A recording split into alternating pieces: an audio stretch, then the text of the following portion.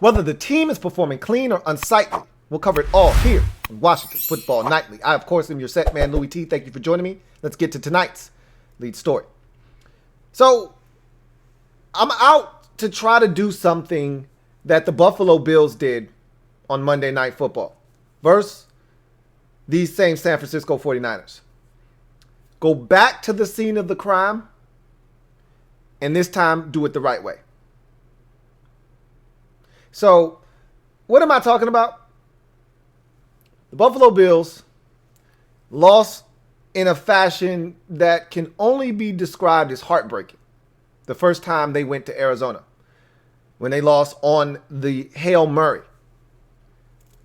They didn't think they would have to return to Arizona again this season. Super Bowl's not being played there, so there was no reason to have to go back to Arizona again this season in 2020. Except the 49ers, they were without a home. Cardinals reached out, opened their doors to a fellow family member, allowed the 49ers to play the rest of their home games, or at least up until week 17. I believe that's when they will be eligible to go back to Santa Clara if they decide that they will allow a football game or any kind of sporting events to be played in Santa Clara at that time. Whatever the case may be, the Bills didn't think they would have to go back to Arizona and try to win a game. They had a chance. They didn't get it done earlier this season. But as fate would have it, 49ers, home game on the calendar, got to go to Arizona because that's where their home games are being played. They go on Monday night, take care of business, return to the scene of the crime, and do it right this time. I'm looking for us to do the exact same thing. We went to Arizona week 2. We were riding high after the Philadelphia victory, smelling ourselves. Eagles game, 27 unanswered points, played well, feeling good. The Cardinals got a big win in week 1 over San Francisco. And so, which one of these teams is for real? Really good defense in Washington versus really good offense in Arizona. Who's going to prevail? Well, they put us to bed nice and early in that game in the first half. 20-0 at halftime. Had a shot early in that game. Landon Collins gets a great pick. Dwayne fumbles on the ensuing possession inside the 15-yard line. The rest is history. And we lose that football game 30-15. Didn't think we would go back to Arizona for anything this year. Thought we were done with the Cardinals. And maybe we'll see them down the road in the desert again, and maybe it'll be different next time.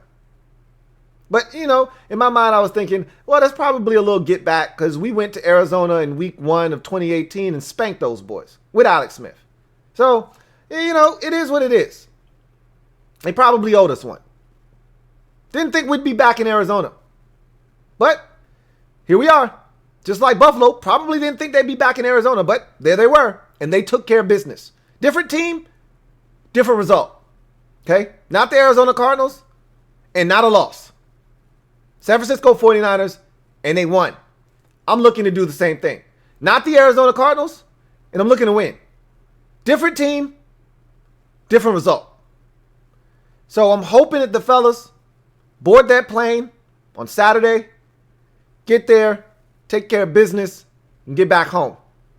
Come back with a dub, make it 4 straight, get within a game of 500, and set up a massive matchup with another one of their family members in the Seattle Seahawks in week 15.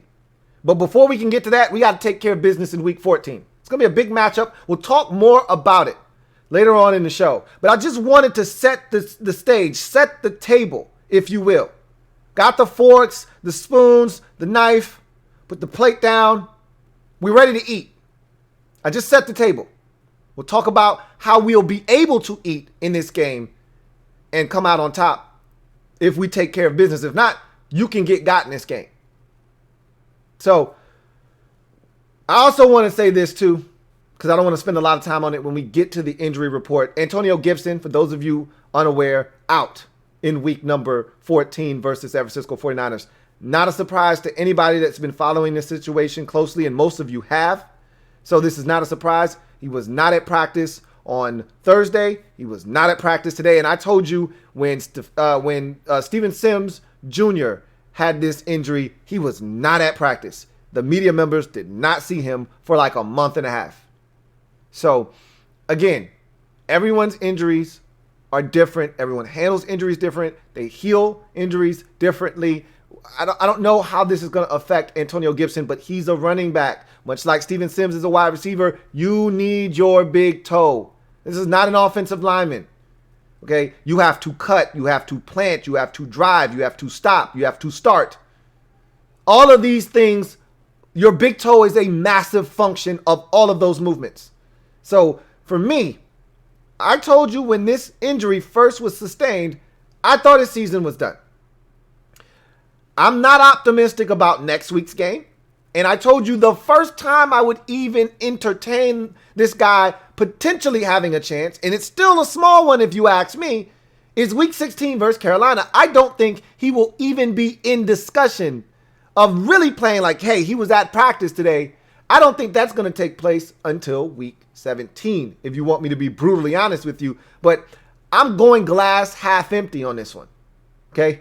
When you're talking injuries and you're talking about an injury like a big toe with a running back, I'm glass half empty, okay? Not glass half full. And, I'm normally optimistic about these types of things, but I've seen enough football to know that this is going to be a tough one for him to overcome in such a short period of time. But we will see what happens. But make no mistake about it, he is out for this game. No one was ever doubting that. No one even should have been assuming that there was a chance he could play. Nobody likes to talk in terms of definites. I do. I told you guys there was no way he was playing in this game once the injury was sustained. And I told you I didn't think he was playing next week either. I won't count him out for next week, but I'm going to go out on the limb and say it's a 75-80% chance that he doesn't play next week either. So we'll see about that. But other guys are going to have to step up. We talked about that yesterday. It's a bigger role for J.D. McKissic. It's a bigger role for Peyton Barber. How do these guys respond to having more opportunities? We'll see. But let's get to in other news where, as we talked about on Wednesday and we talked about again yesterday, Rivera was going to step to the mic along with Jack Del Rio. And so we got everything pushed back a day because of the shortened week. And so heard from Rivera, heard from Del Rio, and we'll talk about what they had to say here in a second. But as we usually do here on Fridays, let's take a look at the injury report for both teams and see who's in, who's out, and what guys that could potentially not play or play could impact on both teams. Let's start with Washington's situation from an injury standpoint. And so Antonio Gibson on the top line, we can go ahead and take him out of there. He's out. The only player that has definitively been ruled out of Sunday's game. As far as I'm concerned, David Sharp, not going to play in this game either. I'll go ahead and rule him out as well. I don't think David Sharp is going to be active. Let's hope we don't need him. Okay, honestly speaking, this week against the San Francisco 49ers tackle. Remember, he sustained a knee injury a couple of weeks back. Luckily enough for us, Cornelius Lucas came back last week and actually played really well. With that being said, Morgan Moses, Brandon Sheriff, the entire right side of the offensive line dealing with nagging injuries. Moses has been dealing with a groin now for the last 3 weeks, but he was a participant in practice today. He's listed as questionable for the game, i.e. he's playing. Brandon Sheriff, dealing with a calf injury. I'm a little less definitive on him, although he did practice today. It's a calf.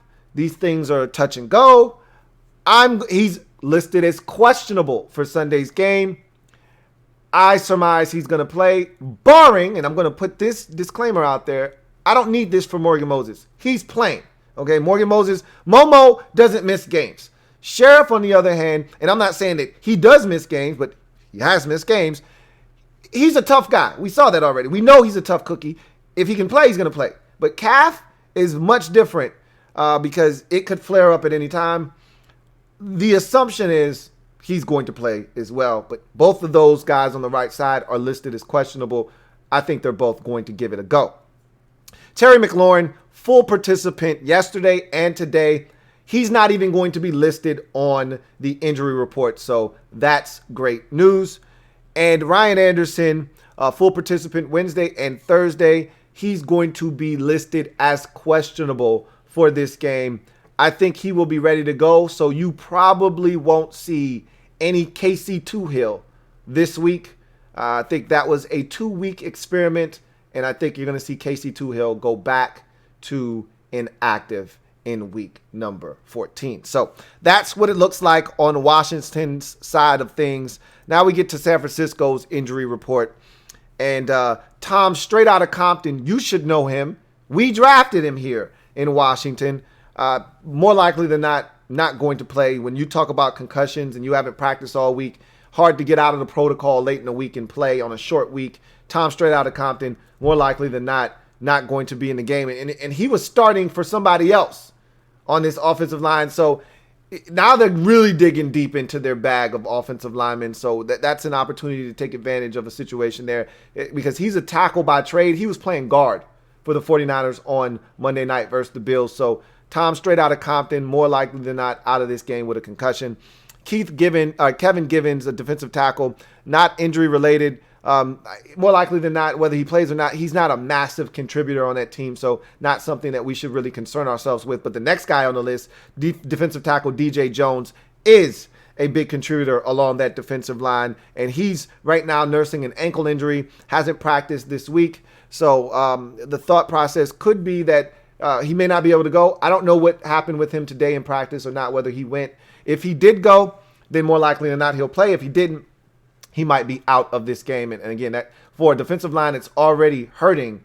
They can ill afford to lose a guy like DJ Jones if he can't go. Emmanuel Mosley, cornerback, hamstring. We know those are tricky for defensive backs. Hasn't practiced this week to this point. Again, still don't really know the status of Emmanuel Mosley. Again, 49ers are out on the, a couple time zones away. And thus, at the time of this video, they hadn't completed practice yet. So we don't really know if he practiced today or not. But he's a huge part of that secondary. And so, again, if he's not able to go, that's going to hurt them for sure. Deebo Samuel is a guy that I think is one of the biggest parts of their offense. As he goes, they go offensively. When he's in a rhythm and making big plays and a huge contributor, their offense is really tough to stop. He just recently came back from an injury to his foot, but as you can see, still a little bit of an issue. He's going to play, just so you know. Don't look for Deebo Samuel to miss this game. He was a limited participant on Thursday. I surmise that he'll either be limited again on Friday just so they can make sure that he's ready to go on Sunday, or he might be a full participant on Friday. Either way, he's going to play in the game. I wouldn't bet against that. K'Waun Williams, cornerback, dealing with an ankle injury, limited on both Wednesday and Thursday. More likely than not, I think he'll be able to give it a go. They can ill afford any more injuries in that secondary. They're already banged up. So if he can't go, and we already talked about Emmanuel Mosley not being able to go potentially, they could be in some trouble in that secondary, which bodes well for us. They struggled on Monday night versus the Bills. Part of the reason is because they're so banged up. Hopefully, I'd like to get a slice of that as well and have an opportunity to take advantage of what's a really beat-up San Francisco 49ers defense. And finally, Horonis Grasu, knee injury, again, limited on Thursday. My guess is that he will be available for them on Sunday. So we'll see what happens there. So that's the injury report for both teams as we get back to in other news and we take a look at the situation with the two coaches. Start with head coach Ron Rivera and what he had to say. Ron got a little testy, got a little chesty at the presser. I like when Ron gets a little chesty. And that was in regards to, is the trip out west going to be a problem, so to speak, and, having to return to the scene of the crime, essentially going to Arizona yet again and having the players play better than they did the last time they went to Arizona. And he kind of took umbrage to that, like, hey, look, it's not a big deal. Us having to fly out there, us having to try to get a win, us having to go back to a place where we already lost at this season. It's not a big deal to me. It's not a big deal to the players. It's only a big deal when you guys make it a big deal. So he got a little chesty there. I don't have a problem with him getting chesty. I didn't think this was a reason for him to get chesty, but I don't care anything about that. I've already told you. I don't care how his interactions are with the media, as long as the players are consuming the message, digesting it, and feel good about it.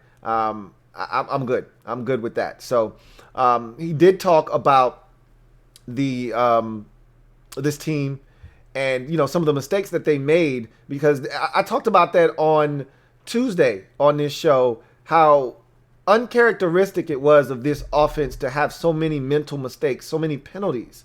It's not something that we've done. We again, one of the better disciplined teams in the league in terms of penalties. We don't defeat ourselves in that regard. And that's why our third down rate was so high in terms of conversions, because we weren't penalized a ton. We were staying ahead of the sticks. We were getting into third and very manageables. And we weren't in those situations versus Pittsburgh. We were in a ton of 3rd and 7, 8, 9, 10, 11, 12s, 13s, and even a 3rd and 14 in the game. And a lot of that stemmed from, first down, hands to the face, delay a game, false start. We did it all. We did a lot of things that we just don't do normally. And so he said, look, that's something that I talked to the fellas about. Like, we got to be better than that. But he also said, some of those penalties, and one in particular, and I know the one he was talking about, and I pointed that out on IG. I did a film breakdown of the goal line stand against the Steelers. And in that film breakdown is Tim Settle's unsportsmanlike conduct penalty, which you just can't have. And he said, look, I told the fellas heading into that game, the Steelers are a physical football team, and they want to bully you. And so they're going to come out, and they're going to be aggressive, and they may even cross the line and be over-aggressive with you. You got to fight fire with fire. And so you can't take any of their bullshit. If they try to punk you, you got to let them know, we ain't the one. And so he said, I kind of delivered that message in a way that kind of suggested that by any means necessary, you got to stand up to the bully. And I think that's my fault, because I didn't clarify that, hey, we got to do it within the framework of the rules. So Tim was like, hey, coach told me I got to stand up for myself, so I'm going to chuck this chump in his chin after this play is over. Not exactly what coach was referring to when he said you got to be tough, okay? So Ron was like, I got to kind of make sure I explain to them, hey, let's not do stupid stuff. Let's still be tough, but let's do it within the framework of the rules. So he said, that was my fault. I got to take blame for that one. And I'm glad he manned up and said, hey, that was on me. Because I told them they got to be tough in this game, and we kind of took it too far. We kind of took it too far on that one. So he did acknowledge that. He talked about the challenge, of not having Antonio Gibson, but he really has confidence in the other backs. Primarily, he talked about Peyton Barber. He's the reason Peyton Barber's here. He saw Peyton. I told you guys this when we signed Peyton Barber. I said, I guarantee you this is a Ron Rivera signing because of his time in Carolina, watching Peyton Barber from afar in Tampa and saying, hey, I like the way this guy runs. He runs tough. He's physical. He's no nonsense. He's the kind of guy that I can get down with. And that's why he brought him here. And I'm telling you right now, that's the reason he felt comfortable releasing Adrian Peterson. Not that he's better than Adrian Peterson, and I think Rivera would tell you that in a heartbeat. It's just that Peyton Barber's younger, and he's going to accept a reduced role, whereas AD wasn't looking to accept, a game in which he could only, because they've been games where Peyton Barber didn't get any sniffs, no touches, no carries, no snaps, nothing.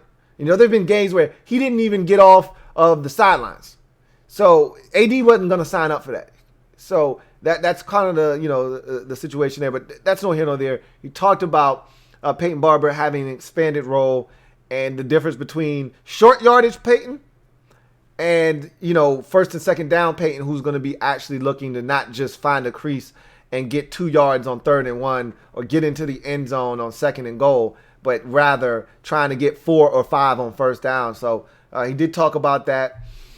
And he talked about, this San Francisco 49ers team and how they're a good football team. And they've had injuries, but they're fighting.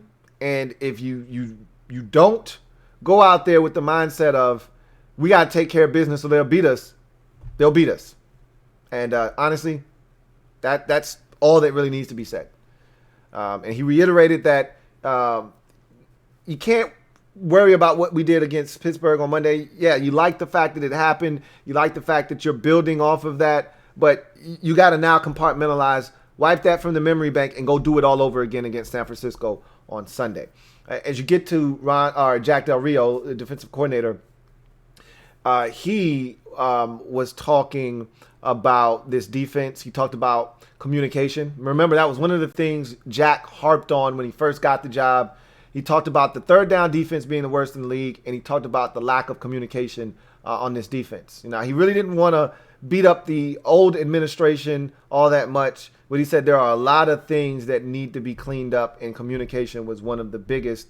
And so he talked about the communication, especially on the back end, with all the changes that have been made. You go from Landon Collins and Troy Apke as your opening week starters, to then Apke being benched, to then Landon Collins getting injured, and then having essentially DeShazer Everett in there along with a rookie and Cameron Curl, to then having DeShazer go down, and then having Jeremy Reeves getting some significant snaps. So a lot of moving parts in that secondary.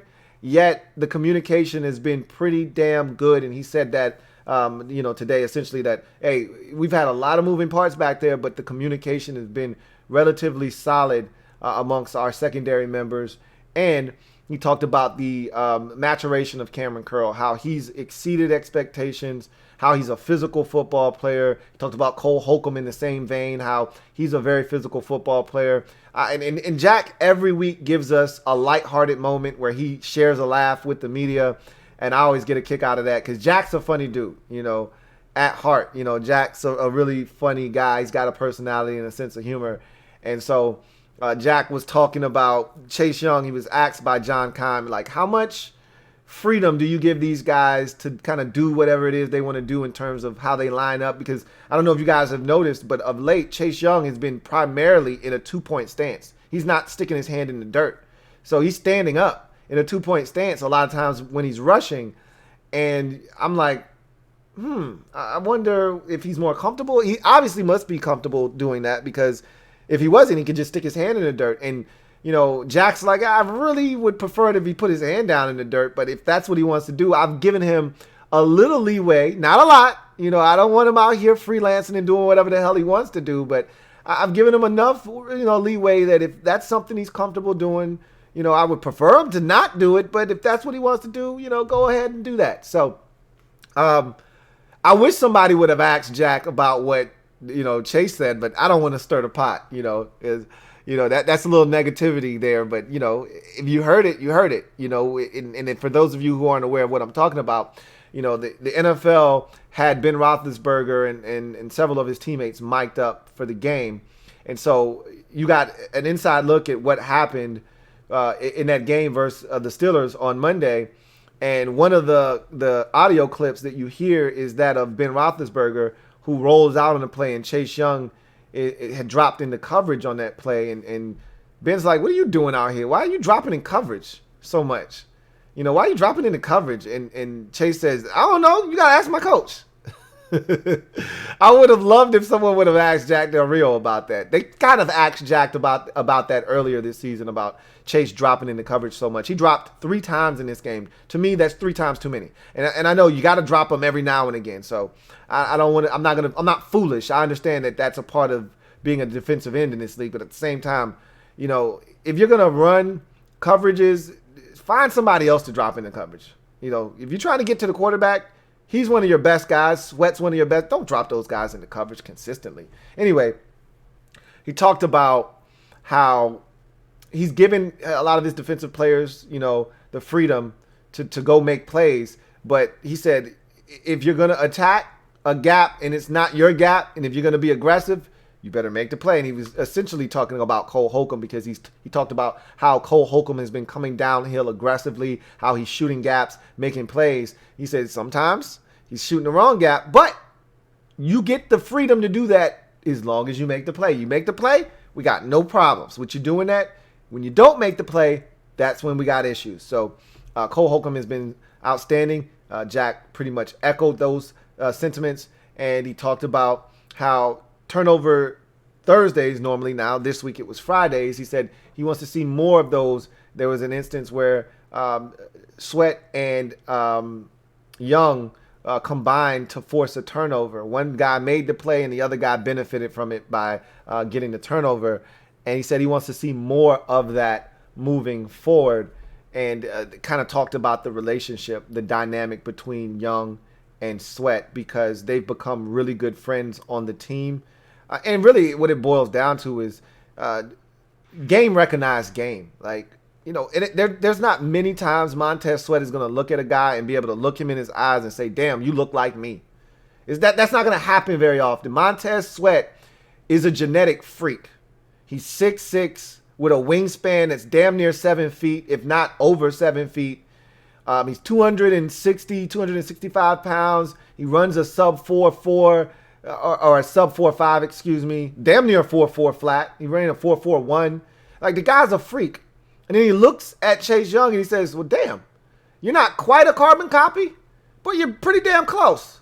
And so game recognized game, and there's a mutual respect there. But then, Jack took it a step further and said, one of the real reasons why, Montez and Kerrigan and all those guys have been so open with Chase is because Chase came in and for a guy to be the second overall pick, you could have guys that come in and think their doo-doo don't stink and come in and think that they're the best thing since sliced bread. And that wasn't Chase. He's a humble dude. He came in. He was willing to learn from those guys that had been here and done that already. Sweat, having gone through what Chase is going through now as a rookie, he was able to lean on Montez for some of that. And then he turned to Kerrigan to learn how to prepare and do some of the things that, has allowed Kerrigan to last in the league as long as he has and put up the numbers that he's put up throughout his career. And so Jack said, look, he came in humble, man. And it's easy for guys to embrace you when you come in and you're humble. And so he talked about that and talked about, this team, and he talked about San Francisco. And he said, look, and this was to me the most poignant thing he said all day, which was, we've faced some different challenges and, over the last few weeks. None of them looks like the one we're facing this week. He said, the 49ers are the best in the league at running the football. And while statistically, I don't know if it bears that out or not, we all know. If you know, you know. I've talked about the 49ers rushing attack and said, look, I don't know who's first, but they scare me the most, okay? The 49ers, Kyle Shanahan, they know how to run it. Period. End of discussion. And he said, this is going to be a massive challenge for us. We haven't seen this. We didn't see it against Pittsburgh. We didn't see it against Dallas. We didn't see it against Cincinnati. We haven't seen one of these types of attacks in quite some time. Probably got to go all the way back to week number 3 versus Cleveland. We haven't seen a rushing attack this potent probably since week 3. And so I think you're going to get a lot of those 5-man defensive fronts in this game to try to combat that. They're going to try to get you running vertically or horizontally. They're going to get you trying to go sideways instead of coming up the field. We've got to do a good job of neutralizing these runs before they get started. Guys are going to have to get into the backfield and make some plays, because if they get us going sideways, that's how you get put on skates. And then that's when those cutback lanes happen, and that's when they're off to the races. And nobody, and I mean nobody, has more speed at the running back position in this league than the San Francisco 49ers. So we do not want to get into a foot race with these guys, because I can assure you that is a race we will not win. So with that said, let's get now to my final outcome of this game. And I'm going to give you my keys to victory for Washington before I give you my final outcome. So Washington's defense versus San Francisco's offense. And I like to start with the defense because I tell you this every week. They're the catalyst. They're what's going to drive us to victories. If we're going to win, we're going to need the defense to step up and be a huge part of the reason why. So with that said, first things first. Must slow down the run game. Notice I didn't say stop, because I don't think you're capable of stopping the run game. Just slow it down. This can't be one of those 36 carries for 179-yard games. It can't be one of those types of games. This can't even be 36 carries, or 31 carries for 155 yards. That's 5 a pop. It can't be one of those games either. If they've got 31 rushes in this game, it needs to be for 110 yards. All right. It needs to be for a low average. That's not 4 yards per pop. So we've got to find a way to slow them down. Okay. I don't think we're going to stop their run game, but just minimize it. Lessen the impact of it. And there's a big reason why. because, and we'll get to that a little bit later on. The next key to the game, limit Raheem Mostert and Deebo Samuel. To me, those are their two big playmakers. You could also throw in their rookie Brandon Ayuk. He's a playmaker as well. But for me, Raheem Mostert is the guy that could catch a pass, a 5-yard pass, and turn it into a 75-yard touchdown. Raheem Mostert is the guy that can hit a seam, could cut it back, stick his foot in the ground, and run past our entire defense and turn in a 61-yard touchdown run. You have to slow down Raheem Mostert. If they want to run it with Jeff Wilson, he can run too, but I'm not afraid of Jeff Wilson like I am Raheem Mostert. I'm scared shitless of Raheem Mostert.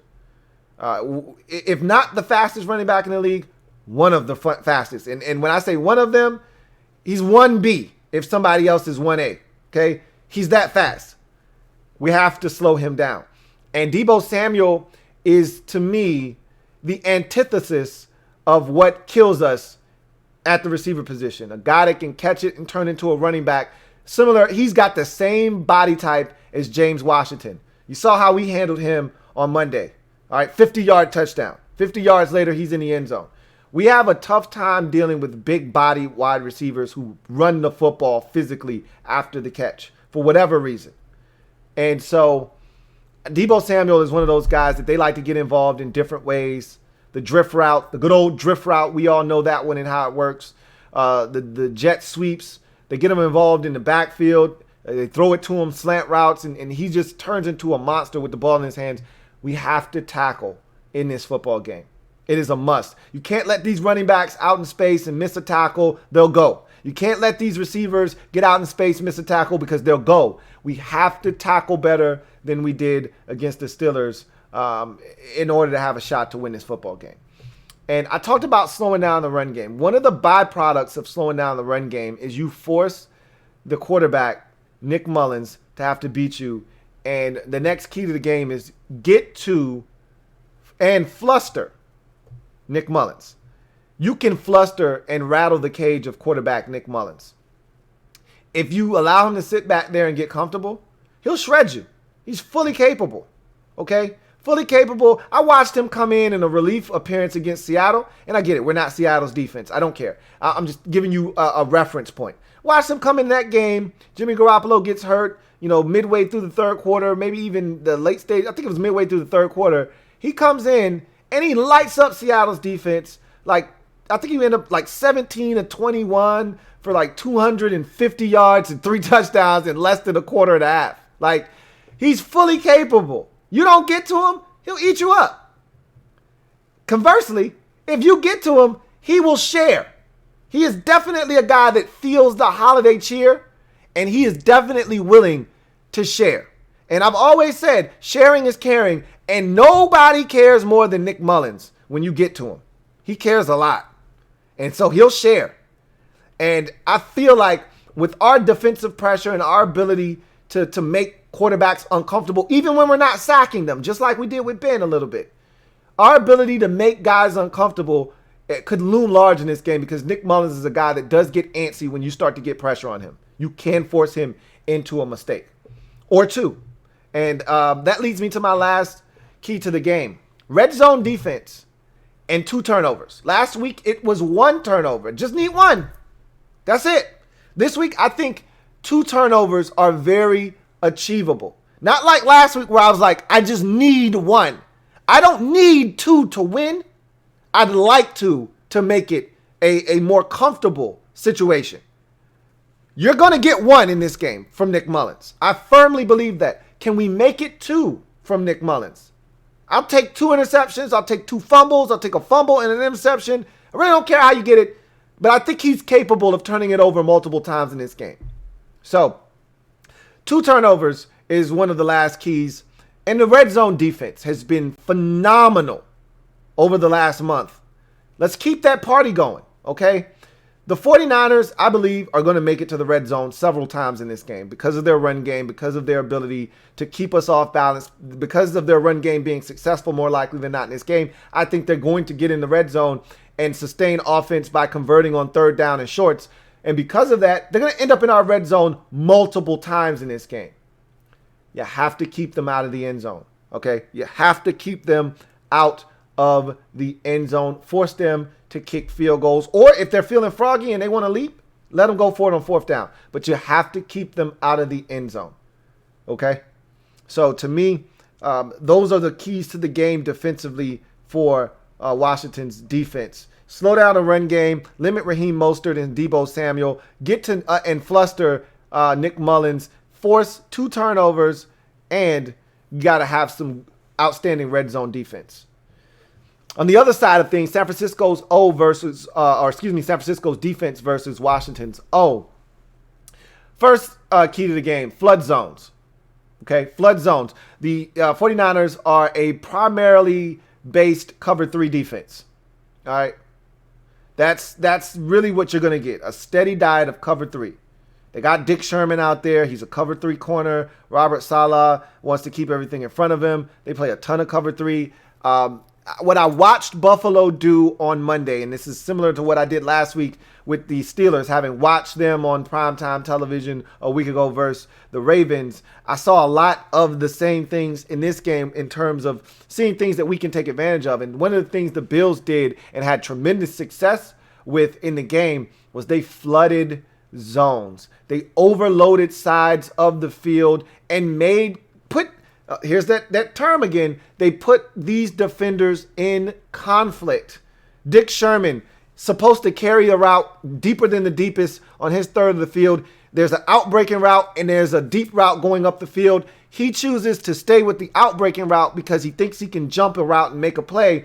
And the guy on the deep route goes right past him, and Josh Allen extends, finds Gabe Davis wide open in the end zone for a touchdown. That's all Dick Sherman's fault. So, I said all that to say this. If you flood zones, if you give them a lot of different things to kind of digest, a lot of eye candy, a lot of guys coming through that zone and, hey, maybe he's going to throw it here, maybe he's going to throw it there, and maybe I can make a play. All of a sudden, there's a little confusion. A guy thinks he sees something that he doesn't. Somebody's running wide open. We got to take advantage of that. Flood zones, okay? Overload sides of one. That's what we did to the Steelers on the Logan Thomas touchdown. We did it 2 plays in a row. If you watched the film, and I showed you that on the film. The play before, Isaiah Wright is wide open up the sideline for the touchdown on the same exact play. And so Scott Turner sees that. He flips it to the opposite side of the formation, to the wide side of the field, and he says, you know what? That was open. Let's see if they're going to fall for it a second time. Because we didn't make them pay the first time. Maybe they didn't think they did anything wrong on the coverage. And he guessed right. And Logan Thomas was wide open. Why? Because you flooded the zone. You gave him a lot to consider, a lot to look at, and somebody made a mistake. You flood zones, and you heighten the chances of a defender making a mistake. And the 49ers showed me that they're prone to making mistakes in the secondary if you flood zones. So that's one of my big keys offensively. Secondly, look deep to short in this game. Josh Allen had a field day going down the field on his 49ers defense, okay? If you can protect up front, you can take some shots down the field. I think there will be shot opportunities available in this game, and not just to Terry. I think other guys are going to be able to get vertical and make plays. Look to hit the deep ball first and then work your way down if you're Alex Smith. Don't look to the check down first. And then, I got something now. Look deep and then work your way back down to the check down if need be. If they make a mistake, I've shown you the last couple of weeks where opportunities have arisen down the field and Alex either has predetermined or he's made a decision a little too hastily, and opportunities for big plays have gone by the wayside because Alex decided, I'm going to get rid of the football. And I'm just going to check it down on my back, or I'm going to get this free 7 yards that they're giving. Well, 7 is nice. 37 and a touchdown is even better. So look deep first. Work your way back down to the short routes. Next key to the game. This is a long one. Eliminate penalties. Live in third and manageable, and polish off drives with 7. So let's start with the first thing. Eliminate penalties. One of the biggest things that I was disappointed with in the Steelers game was our penalties. We had 2 drives absolutely destroyed by penalty. Well, okay, I take that back. We had 1 drive that was destroyed by penalties and another one that was almost railroaded by a penalty. We probably had another drive in there that was railroaded by a penalty, but the ones that come to mind are the back-to-back penalties where you get a Morgan Moses hand to the face, and then you turn around and you get a delay of game right after that. You're like, really? That's what we're doing now? You're going to do that? It's going to be 2nd and 20 now because we get a penalty, and now you're going to compound that with the delay of game? Really? And then right out at halftime. Unbelievable. You get a false start, and then you get a another penalty. I can't remember which was which. And it was just 2 of them back to back. And I'm like, seriously? That's how we're going to start the second half? Are you kidding me? So we overcame the second one, with the Cam Sims screen, but you got to eliminate those mistakes. And if you eliminate those mistakes, I think you will live in 3rd and manageable. And don't be afraid to use the screen game either. Just as an aside. That's not a key to the game, but don't be afraid to use the screen game. Live in 3rd and manageable. Because we've been one of the better conversion teams up until last week. We were one of the better conversion teams. Why? Because we lived in 3rd and manageable. We got to get back to that. And then finally, polish off drives with 7. I mean, that's something I could say every week. But it is imperative that you do it this week. Watching them against the Bills, they're fully capable of scoring. And the Bills had to continue to score. And the Bills weren't settling for field goals. They were scoring touchdowns. That's what put that game out of reach. Because the 49ers were game and they were ready to go toe-to-toe with them. But the Bills stepped on the accelerator and they scored touchdowns when they got opportunities. They weren't looking to kick field goals. That was the difference in the game. Bills got in the end zone, 49ers didn't, and that's how the Bills pulled away and won that game comfortably. I'm not saying that we have the Bills' offensive weaponry or we can do the things that the Bills did, because we're not the Bills. They're 9-3 for a reason, and they've got a quarterback that's playing at an MVP caliber level. That's not where we are. But I think we are capable of sustaining drives like the Bills did, and I want to polish off some of these drives with touchdowns. You know the mantra, you know the motto. Touchdowns win games. All right? Field goals do not. Or as I really like to say, field goals don't win games, touchdowns do. Finally, this goes without saying, but it needs to be said. Make them beat us. It's amazing what happens when you don't self-destruct, when you don't turn it over, when you don't miss field goals, when you don't have foolish penalties on special teams that force your drive to start inside your own 15-yard line. It's amazing what happens when you don't beat yourself. We didn't have any of those stupid penalties like we did against Detroit where we got Matthew Stafford sacked on 3rd down and long, and here comes KPL with a helmet-to-helmet shot that gives them a free first down. J.D. McKissick tried to fumble. Logan Thomas said, not tonight.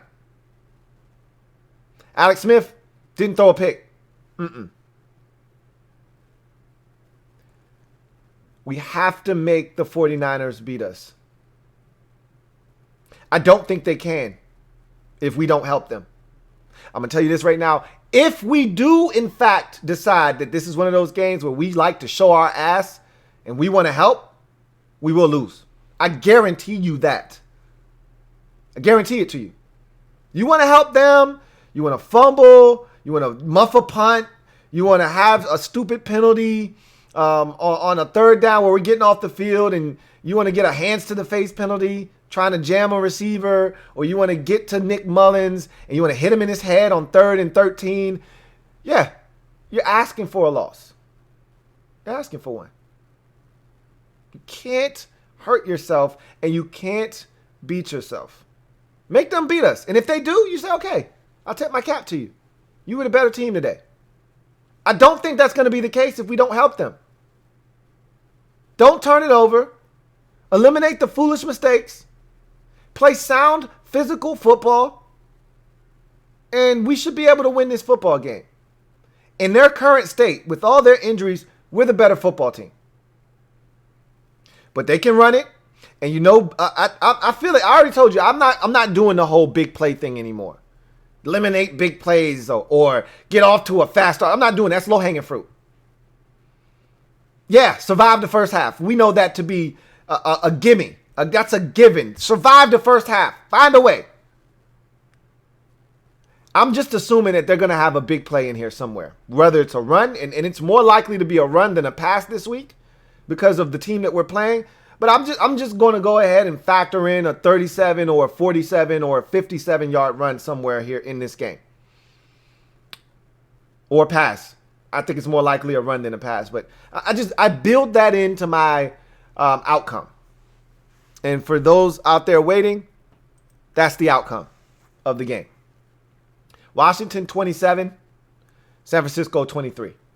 I think we're the better team. And just like Buffalo on Monday, and the thing I love is they're not getting an extra day to prepare, are the 49ers. They played on Monday just like we played on Monday. They're dealing with a short week just like we're dealing with a short week. The only difference is they're at home or in Arizona, where they call home right now, and we got to travel out there to them.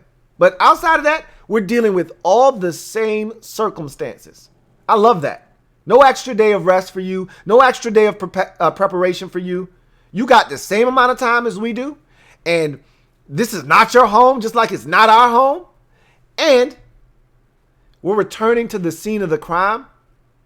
And we're looking to do it right this time. I got confidence in the fellas that they're going to do just that. And I'll give you my little cliff note here for how this game is going to go. I think that we're going to get off to a slow start again, okay? Not an egregious slow start, but we're going to get off to a slow start. And we're going to be trailing in this game at one point 10-0, and it's not looking good, all right?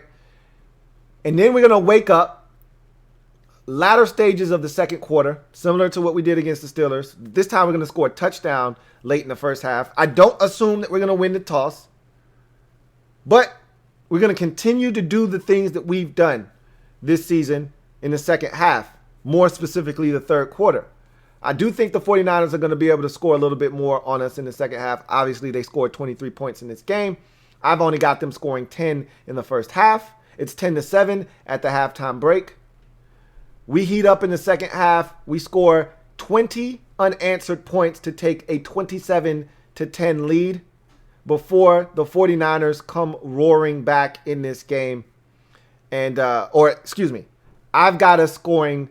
They score a field goal first, take a 13-7 lead. We score 20 unanswered points to take a 27-13 lead before they come scratching, clawing their way back into the game, ultimately falling short by 27-23. So that's going to do it for me, your man, Louie T, here on Washington Football Nightly. Looking forward to your responses as to how you see this game going. I know a lot of you said, hey, Louie, keep picking us to lose. Every time you pick us to lose, we win. That's not true, because I've picked us to lose a bunch this year, and we've lost, okay? So just because we're winning games now, I have nothing to do with that. And I'm superstitious too, but I have nothing to do with that. Because I've picked us to win this year and we've won. I've picked us to lose this year and we've lost. So I'm going to stay true to what I believe. And I think we're the better team, and I think we're going to win this game. So I'm picking us to win. If we lose, you can blame me. I got broad shoulders. I'll take the loss on my shoulders if we lose. But we're not going to lose this game. It's Ron's plan. Ron's plan. If you haven't already done so, what are you waiting on? Go ahead and subscribe to the Louie T Network. Here comes the diesel. Excuse me. Subscribe to Louie T Network for more great content. Hit that notification bell. If you haven't already subscribed, hit that subscribe button, then hit that notification bell so you don't miss a thing. And then hit that like button on the way out. But before you do all of that, leave me a comment. Score and more. What do you think is going to happen in this game? Can't wait to read them. Hopefully, we're coming back excited around 7:40 p.m. Eastern Standard Time after another Washington football victory, their fourth in a row, to climb within a game of 500. And hopefully, we're also celebrating simultaneously a Giants loss to the Arizona Cardinals. And we'll know that before the game starts, more likely than not. Giants play at 1 o'clock against the Arizona Cardinals at home. Hopefully, we'll have first place all to our lonesome by the time this game is over. But that's nor here nor there. I'm not worried about the Giants. We can only worry about ourselves. And so, we got to take care of business. So I want to hear what you guys think about this. Looking forward to your responses. Until next time, I'm your man, Louie T. This has been Washington Football Nightly. I'll see you next time. Have a good one. Here comes the diesel. Here comes the diesel. There's the snap, hand to Riggins. Good hold. He's got the first down to the 40. He's gone. The 35, the 30, the 20.